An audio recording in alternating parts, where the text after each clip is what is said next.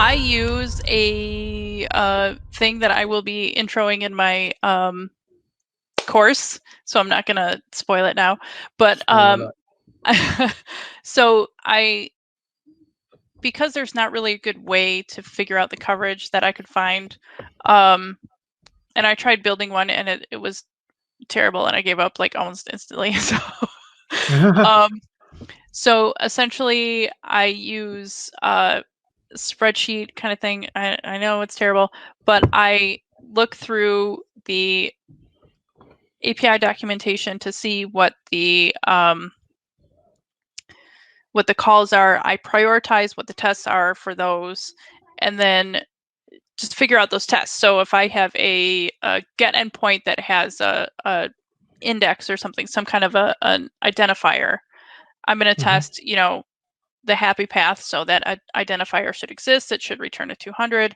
Unhappy path, so one that totally doesn't exist, so I should get a 400. Something that's not a number, so I should return like 400 bad requests or something like that. Do I have authentication required for this? Do I have, all kinds of things like that? So I will check all of those kinds of scenarios, and then I use just a color coding. So I highlighted green if I've done that scenario. I highlighted, yellow if I've kind of done that scenario, and then red if I haven't done it yet. So it's pretty easy to see for me, like which ones I've done and which one I haven't yet.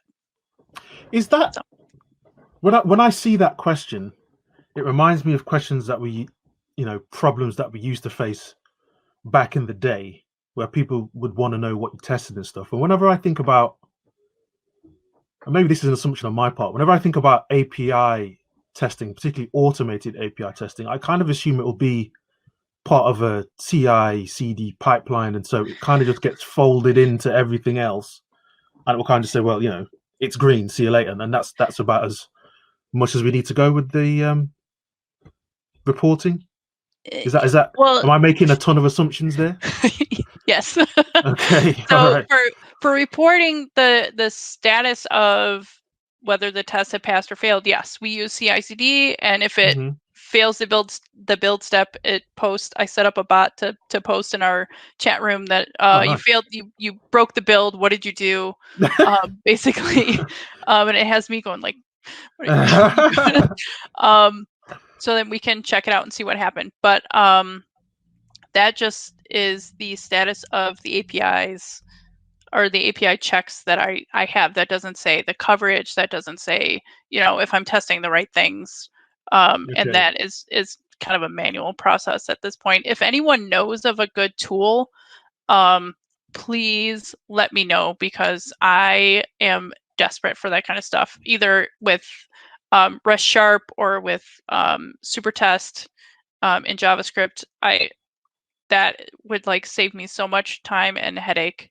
Because what I tried to do before is take like the Open API specification and then kind of figure out what tests you have already written based on that. And that just like, I started looking at like how to pull in the Open API specification, and that's when I was just like, done. I can't do this right now.